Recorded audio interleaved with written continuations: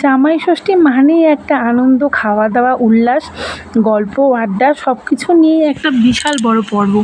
আর ষষ্ঠীর দিন সকালবেলা ষষ্ঠী পুজো, ঘট পুজো করা হয়, যেটা আমার বাপের বাড়ির নিয়ম। কিন্তু দুঃখের বিষয়, শ্বশুরবাড়িতে আমার এই ঘট পুজো বা ষাটের জল নেওয়া, সুতো পড়া এসব কিছুই নেই। সেই কারণে আমাদের খালি খাওয়া দাওয়াটাই আছে।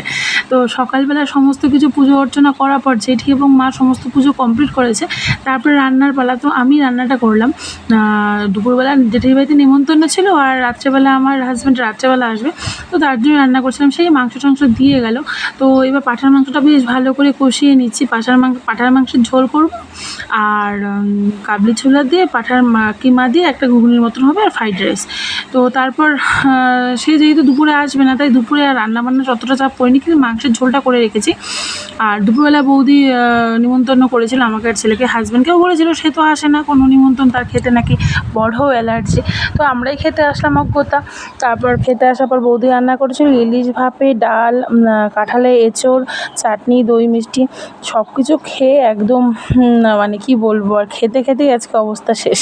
তো তারপর খাওয়া দাওয়া, এই দেখতে পাচ্ছি ইলিশ মাছটা পড়ে গেছে পাতে। ইলিশ মাছটা ভীষণ স্বাদ ছিল। বৌদির হাতের সর্ষে ভাপা জাস্ট ওয়াও হয়। তো খাওয়া দাওয়া কমপ্লিট করার পর তারপর একটু গল্প টল্প করে দুজনে চলে আসলাম বাড়িতে। আবার রাত্রের ব্লগের জন্য ওয়েট